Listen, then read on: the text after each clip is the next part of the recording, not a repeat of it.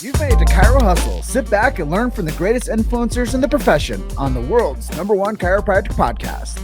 Before we dive into this powerful episode, please remember to subscribe to our channels and to give us a 5-star rating on iTunes and to continue hustling.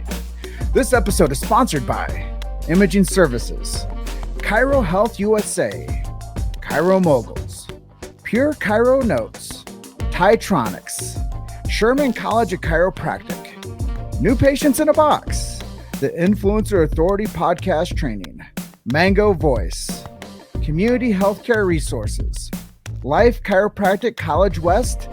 Let's hustle. Hey guys, welcome to episode 419 of the Chiro Hustle podcast. I am your producer, Luke Millette, and here's your host, James Schuster.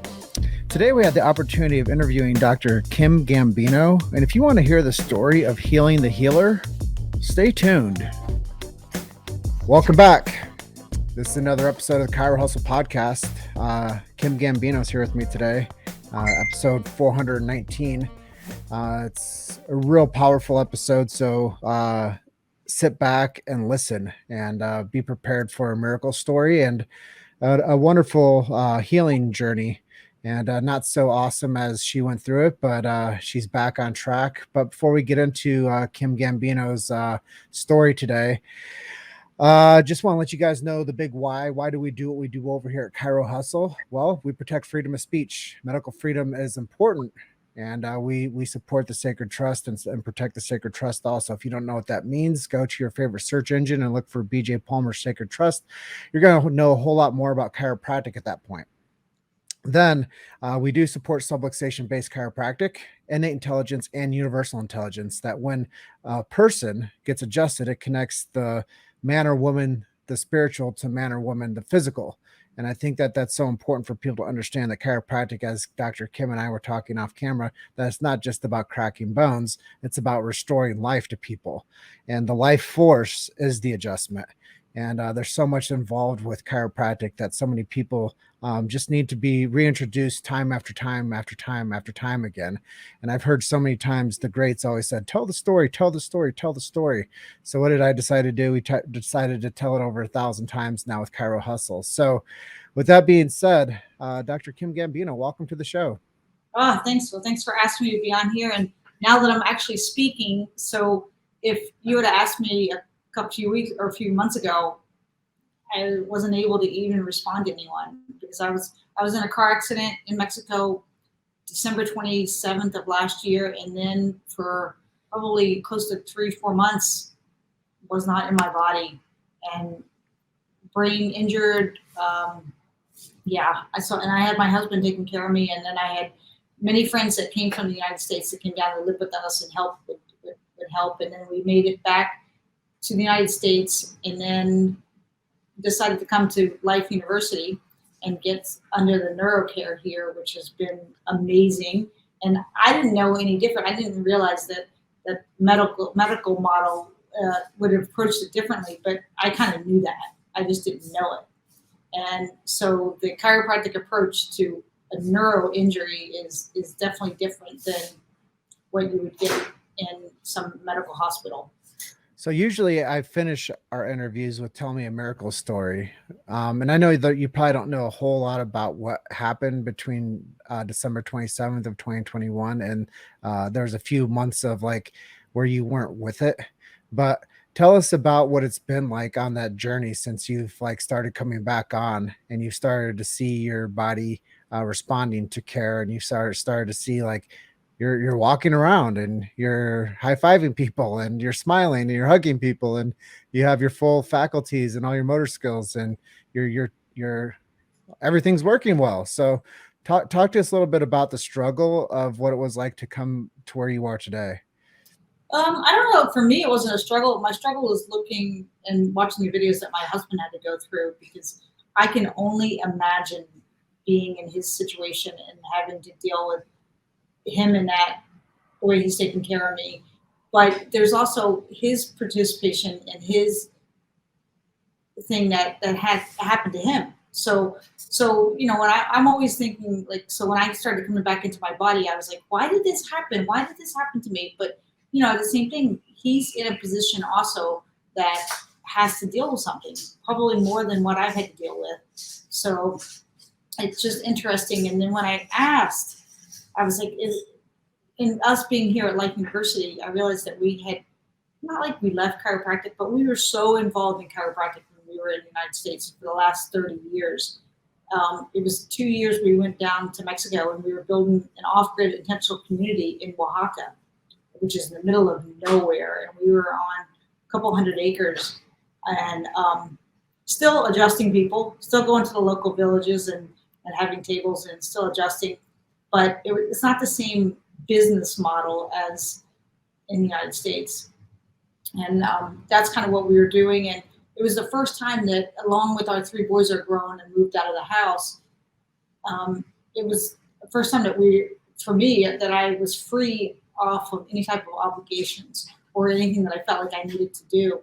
And so this accident is bringing me back and going, all right, maybe we need to bring chiropractic to Mexico, or bring a resort place that people can go, chiropractors can go. And I don't want to charge like, they're like, oh, you're a chiropractor, we're going to charge you $5,000 or $10,000. I'm like, no, that's always seems to be the thing, because you're like, oh, when people find out you're a chiropractor, then they charge you more. And I'm like, no, we need a place where people can just go away, be in a natural environment, because that's what chiropractic is. It's all about how things work naturally. And being back in the United States and looking at these buildings and stuff, I'm like, gosh, everything here is it's so fake. And that's the nice thing about being in Mexico, is that things are made from the land because people don't have any money.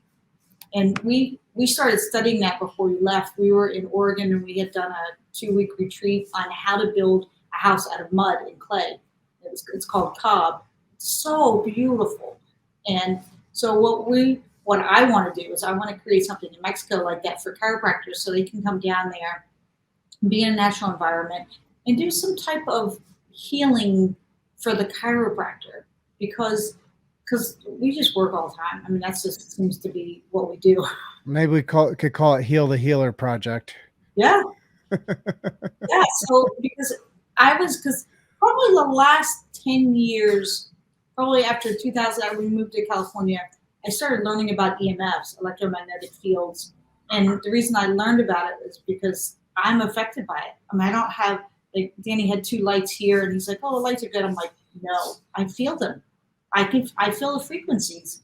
And, before it was like I was strange, but now with all the stuff that's going on, it makes more sense to me, because like one of the other questions is like, where do I see chiropractic in 20 years? I think it's going to go more into an energetic field.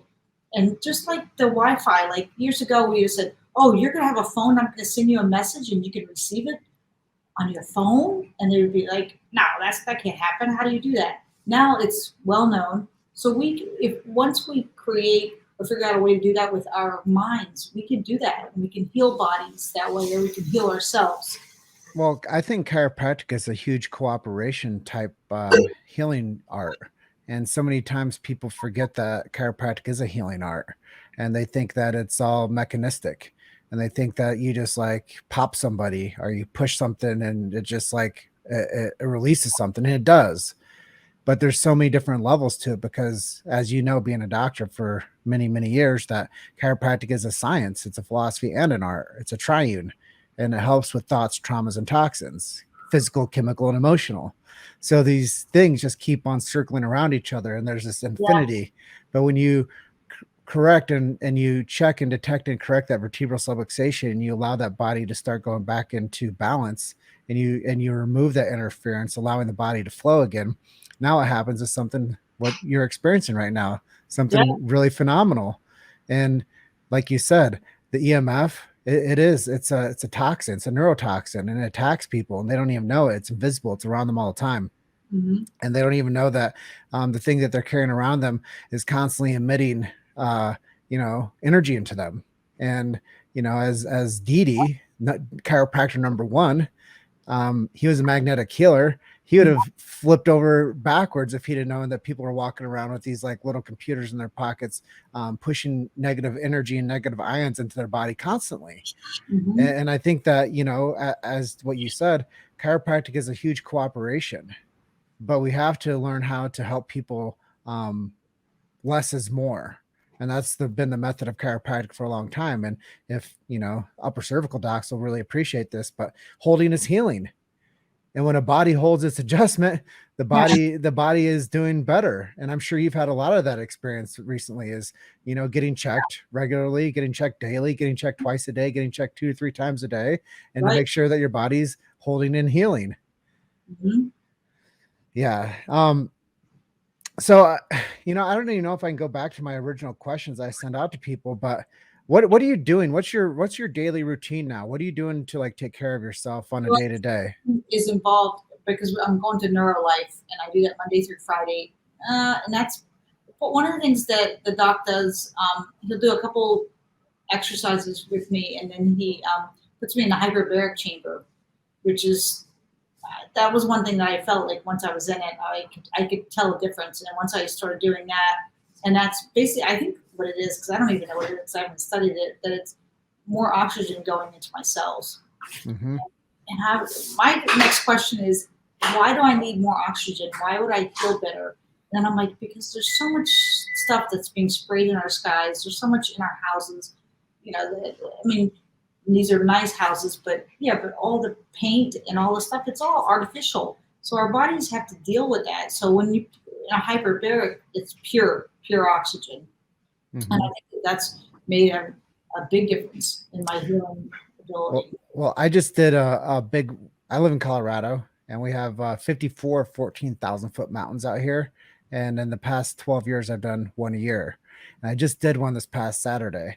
And it thrashed me. Like I felt awful. It took everything I had to get up and down this thing. It was 10 miles, 3,400 vertical feet gain. It was a big deal. Wow. And anyways, I have a friend that owns a wellness center out here in Grand Junction, Colorado. And I just randomly had to reschedule my chiropractic visit, which was supposed to be for tomorrow. And I went over there and I was like, hey, can I get in today? Like in like 30 minutes, I'm that guy. And they accommodated me, but I went in for my regular, I get checked and adjusted weekly as necessary from now until the rest of my life or until I blow up. That's a part of my health regimen. I rarely get to tell any of these stories about myself, Kim. So it's really cool to chat with you about your journey and to share a little bit about myself too. But I went in and I did my first hyperbaric chamber for an hour. And I will tell you what, I lifted today, lifted weights at the gym. I could lift more. I could push the exercise bike harder. My body felt, I slept like a rock last night. So I guarantee you, if you're doing regular hyperbaric, your body's healing at a cellular and a molecular level like it's never done before. I didn't know these things are so powerful. I didn't either. I had no, because as a chiropractor, I'm like, I'm not into like getting into stuff, even though that we've done, the cold therapy with wah-HAH-ka. Like, so we designed, or Danny designed, my husband designed a cold tank when we were living in Southern California. And we did that, I don't know, maybe 6 months of that, I think 6 months or a year. And that worked really well. So we got to understand wah-HAH-ka. And then the last time we were in Mexico, we actually met him because we showed him some land, which was so awesome because I knew that he affects people all over the world. People come from everywhere to be part of his program. And so that's like one thing that we want to create more of, like more of a cold therapy, some type of dunk tank, because I don't know, we did it for a while and it seemed to help. But once we moved to Mexico, all of my little stuff, the EMF stuff in my body stopped breaking down because the EMFs down there are so different than here. We're up to date in everything here. We're more modern, but it's harder on the body and it ages you. I mean, I notice I go gray faster. My body is more stiff. My neck is totally different up here than it is in Mexico. And that's so interesting for me because that's one of the reasons that we moved to Mexico for 2 years. But then you forget because then you're just healthy all the time. You just forget about it. And then now being back here, I'm like, oh, I have to focus on being healthy here. With Mexico, I just have to live. Well, living in concrete isn't natural. It's not. You're in Colorado, which is pretty awesome. I mean, the energy there is just great because our son went to high school in Colorado Rocky Mountain School outside of Aspen. Okay, yeah, it's about 2 hours from me. Yeah, that's it. And then, so we spent some time out in Colorado. Just beautiful. The energy there is just, and it's healing. It's healing the body. You've made it to Chiro Hustle. Sit back and learn from the greatest influencers in the profession on the world's #1 chiropractic podcast. This episode is sponsored by Imaging Services, Chiro Health USA, Chiro Moguls, Pure Chiro Notes, Titronics, Sherman College of Chiropractic, New Patients in a Box, the Influencer Authority Podcast Training, Mango Voice, Community Healthcare Resources, Life Chiropractic College West. Let's hustle. Yeah, I was just, I stayed the weekend out in Leadville, which is pretty close to Aspen. Yeah, I know where Leadville is. Yeah. the highest city in the United States, actually. Oh, is it? Oh, I didn't know that. Yeah, so the altitude's way different out there too. And, you know, I don't know if you knew this, but people that live at altitude, their hearts and their vascular system works harder. So a lot of times, like Olympic athletes and you know, high level athletes, MMA fighters, a lot, they like train down in New Mexico. They'll train in Albuquerque, or you know, people that are like training for a big event, they'll come and train at altitude, so then they can like get their bodies at that level of push, and then they go down and train at like sea level, and they crush. Right. Yeah. Because their bodies are just, they're tuned differently. So people that live out here at altitude, our bodies work harder at altitude because the sun's even stronger out here. Right. So it just creates a different type of person. And it's so dry out here too. That's one of the things I love about it. I grew up in Davenport, Iowa, and I was just talking to a guy that lives in Minnesota and how hot and humid. I'm sure Atlanta's the same way right now. Like so hot and humid. Like out here it's hot, but it's not like Vegas dry, and it's not like Phoenix dry. It's a crisp Colorado dry, and something I really appreciate about where we live. Yeah. I was just thinking. So when I think it was 2018, I walked the Camino de Santiago. Are you? Yeah. I'm gonna do that next year. Really? Yeah. Yeah. It was. My son, he's living there now. He's in Santiago. He met his wife on they didn't walk together. They met on the Camino, and then ended up getting married a few years later, and now they have a baby. And she's doing her PhD in anthropology on the Camino, and so they're living in Santiago for the summer. That's so cool. Yeah, you know, do you know David Shiner? No. He's at Life. Anyways, David, he's a buddy of mine. And we were at Mile High Chiropractic Weekend out here in Westminster, Danny and Rochelle Knowles' event. And he was talking to me about it, David did. And he's like, we're going to do this. He goes, don't like ask or don't like, you know, question. We're just going to go do this. And I said, sure, let's do it. So it's next May. You're going to have such a good time. So are you doing the one from the south of France all the way over to like almost Portugal? I don't know. He said it's a full walk across Spain. Yeah, it's like 500 miles. It's about a 30-day trek, but it's a spiritual experience because all you do is walk. Like there's no thoughts about anything except walking every day, and it's great. And you know, they've been doing it for like 1,000 years. It's been around for a long time. That's a huge pilgrimage. Did you see the movie The Way? No. Okay. Is it about that? Yeah, it's Emilio Estevez and Martin Sheen, and it's a really good movie. And then I heard that Emilio Estevez's son actually lives on the Camino, and I said that's probably why they made the movie, just to get the information out. But it's definitely worth watching. It's good. You'll like it. It's called The Way. The Way. Cool. Yeah. I don't watch much of anything, so if it comes from you, I'll watch it. Yeah, it's good. It's So let's talk about some of these people that have helped you on your healing journey, and acknowledge some of the people that have really like poured into you with love and care, and let them know that you're doing great and that you want to recognize them today on Chiro Hustle. Well, Dr. Dom Federley he's at Life now in Neuro Clinic, and then I'm trying to remember the guy's name who started Neuro Clinic at Life. Is it Ted Carrick? Ted Carrick started, but you're talking about Michael. Oh, yeah, Michael Longyear.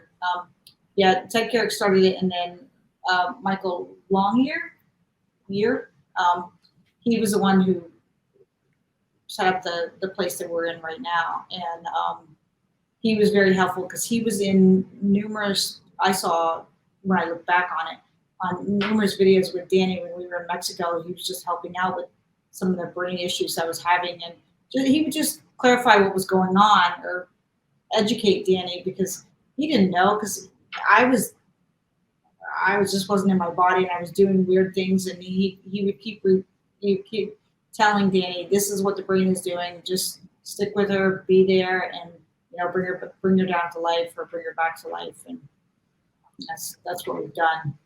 What a beautiful name for a college. We were talking about that today. We were saying that all the chiropractic schools are either named of their location or a doctor, but this is the only chiropractic school that has a name, not the name of a man or a person. Yeah, and there's nothing bigger than life. Mm-hmm. And it's really cool that they called you home. They said, come back to life. Yeah. That's kind of what I've gotten from being here and realizing that, because there's chiropractors in Mexico, but they're all about the adjustment, and nobody really talks about the philosophy or the tip. So that's part of one of the things I think that I want to do is bring that to Mexico, because there are chiropractors that are doing it, but they just are doing it without the philosophy and know what's happening. Well, I'm working on bringing an event down to Merida in November. So if you guys are down there, hopefully we can get you guys to rally over there too. Oh, nice. Nice. Yeah, I love Mexico. I've been going down there for the past 5 years. We have our first chiropractic documentary translated into Spanish. And I've gone down there and talked to them a handful of times about marketing and how to do podcasts. And we actually have a podcast. It's called Chirohustle Espanol. And I think we have about 80 episodes. Miguel Guevara, he's down in Toluca. It's a northern suburb of Mexico City. Okay. And it's Guevara Chiropractic, but he's our anchor. So he's interviewed so many Spanish-speaking chiropractors from around the world now, all for the brand of Chiro Hustle. But I think it's really important, like you said, we need to move away from the mechanistic, just pop the joint, into like a real philosophical approach for the Mexican chiropractors, because they're graduating more chiropractors per year than any other country except for the United States, I believe. I think that Canada used to produce a lot of chiropractors, but now they're all medipractors. So we need to go down there and save the chiropractic profession down in Mexico before it gets swallowed up by the medical agenda too. We do have a friend down there. His name's Francisco Montoya. He's third generation chiropractor. I know him. Oh, you know him? Yeah. Yep. Yeah. So we met him because the last place we lived in Mexico was San Miguel de Allende, which is about 2 hours north of Mexico City. And he was about an hour away from us, and we ended up meeting him. But he's got like 15 chiros in his family. Mm-hmm. And his grandfather went to Palmer, and so did his dad. Mm-hmm. So we'll go back down and hang out with him and hang out with his family and see, because he's got connections down there and he's been there for so long. It's so nice. Yeah, he's a great guy. I actually had a chance to interview him 2 years ago. Oh, really? Yeah, he actually adjusted me too. Yeah, he's super great guy. So I think we got about like 8 minutes left on our interview today. What's next? Oh, go ahead. Yeah, this is Danny's computer, and somebody called in, and now I lost you. I'm still here. Okay, yes, okay. Now, The thrill of technology on a live interview. I love it. So what's next for you? What are you working on? What are your plans over the next 6 months or so? so the president of my class, so I graduated in 91 and we graduated from life, and Danny graduated 90. But my class was a pretty strong class, and I was talking to the president of our class, and he was saying something about getting together, and I said, all right, let's do it in Mexico. He's like, well, let's do it in Florida. We're continuing ed. And I'm like, you know what, when you've been out for 30 years, continuing ed is just what you do, and you have to maintain. But the important thing, like even from, luckily I'm still married to the same man that I married from chiropractic school. But most of my people in my class, when they love when one of them loves chiropractic that much, it's difficult for the other spouse to, and it's just the way it is. And so it's been easier for us because we've always had an office. He's been in it. I got to stay home and raise the kids, but I still had chiropractic every day, and it was still in my life. It was still part of a business. So I want to get chiropractors together in Mexico, just so they can solidify their relationships with their loved ones, because I think that that's something that happens in our profession, and the people I talked to this weekend at Life Force is so many people, they get divorced, and it's just really sad because they love each other, and but they're not growing together. And it's important that you grow together. So if we can offer something in Mexico where the chiros get their things, because all we have to do is hang out. Like, it's funny because you're not a chiropractor, but you're in the family. So it's like a chiropractic family. And once we hang out with each other, we don't even have to do anything. It's not like we need any personal growth. Just being with each other is enough. But as a spouse, and I was telling one of the life board members, I said, I have to tell you, if I wasn't a chiropractor and my husband loved chiropractic as much as we have over the last 30 years, I'd be like, this shit's not gonna cut it, because it's difficult, because we live in a world that you're competing for things. And so what I would like to do is create something in Mexico where chiropractors can come and their spouses can grow also. And if they grow with the spouses of other chiropractors, then that's good, because everybody needs to grow. We all just need, that's part of it. Well, it's like being a professional athlete. No one knows how to root for your team. And you love your team so much that no one knows how to be a fan. Yeah. And they don't know how to participate into your life the way that you would like them to. And it sets division because they don't know how to be the number one fan of something that you're so passionate about. Yeah. And I think that that's what it is you are such a professional. You're so much into the flow state of being a healer that the spouse doesn't know how to support that. And it's a hard conversation because it's so much of your time is spent on that. And I know, like the old school docs, when I would watch the old videos of people, they'd be like, God first, family second, chiropractic third. Yeah. And I get it. Like, it makes sense to have like a level of hierarchy of needs and a hierarchy of like what we give our time and attention to, but give it to the people closest to you. Yeah. Tell people, that you love them, hug them frequently. Because as you just recently experienced, you never know when you might not be able to have that again. Right. Yeah. And I think that's so valuable is the Heal the Healer project down in Mexico, and or the Coming Home project, whatever you want to call it. But I think that it's going to be really valuable, and I'm thankful that you're thinking on that level. Okay. And it's something that you get a chance to do and to nurture people and to show people that there is a better way, and longevity is the key. And staying with people and telling them kind things and supporting each other is very, very important. And you are right. The chiropractic network, it's full of people that have good intentions. Sometimes we just get fragmented and we stay one track minded and we forget the people that are closest to us. Yeah. Oh yeah. So at this point, we got about 2 minutes left. Is there anything you would like to share with our audience that I didn't ask you today? I'm just thinking about the way we raised our boys. Luckily, because I was married to a chiropractor, we unschooled them. I don't know if you know what unschooling is, so we could talk about that just for a minute. Is no schooling. Like we didn't sit down and we started to homeschool them, but it turned into unschooling because I found that whatever I was teaching them, they wouldn't keep it, the information. And then I found a family in Oregon that unschooled all their kids, and their kids all went to Ivy League colleges. So I was like, all right, that's interesting. So that's what we ended up doing with our kids. And our kids actually all went to boarding schools in different places in the country. And which was interesting because first they're like, you don't let your kids leave because you won't put them in school and then you send them off. I'm like, that's not how it is, because we were just nurturing who they were as children. And then they got to the point they didn't want mom and dad anymore. They didn't want our information. They wanted other people. So we put them in an environment that was good for them. That's really cool. And I think we would be remiss if we didn't mention Dr. Adam Del Toro and his cranial facial release.